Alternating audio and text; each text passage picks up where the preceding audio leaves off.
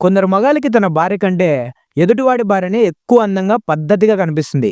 కానీ ఆ అందం వెనుక ఉన్న అసలు నిజాన్ని వివరిస్తూ ఒక చిన్న స్టోరీ చెప్తాను, జాగ్రత్తగా వినండి. అజయ్ మరియు ప్రకాష్ ఇద్దరు పక్కింటి వాళ్ళు. అజయ్ భార్య ఎప్పుడు వంటగదిలో ఉంటూ ఇల్లు సర్దుకుంటూ కొంచెం అలసిపోయినట్టు కనిపిస్తుంది. కానీ ప్రకాష్ భార్య మాత్రం ఎప్పుడూ నీట్గా డ్రెస్ వేసుకొని మేకప్తో ఒక మోడల్లా మెరిసిపోతూ ఉంటుంది.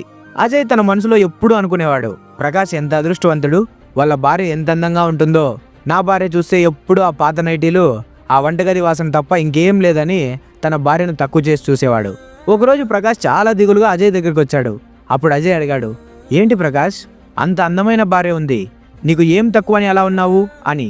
అప్పుడు ప్రకాష్ కళ్ళల్లో నీళ్లు పెట్టుకొని ఒక మాట చెప్పాడు, అజయ్, నీకు నా భార్య బయటికి మేకప్తో అందంగా కనిపిస్తుంది కావచ్చు, కానీ ఆ అందం కోసం నేను సంపాదించేదంతా ఖర్చు అవుతుంది.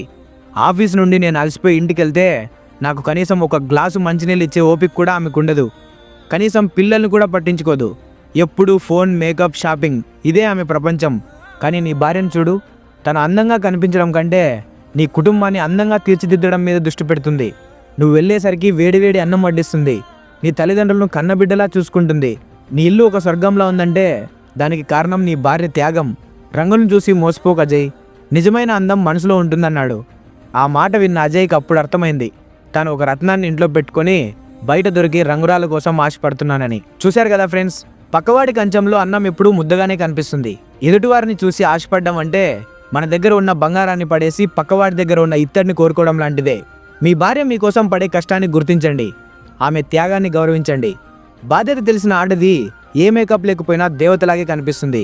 ఈ వీడియో మరియు ఈ స్టోరీ మీకు నచ్చితే తప్పకుండా లైక్ చేసి, మీ భార్యను మీరు గౌరవిస్తే కామెంట్ బాక్స్లో ఐ లవ్ మై వైఫ్ అని కామెంట్ చేయండి.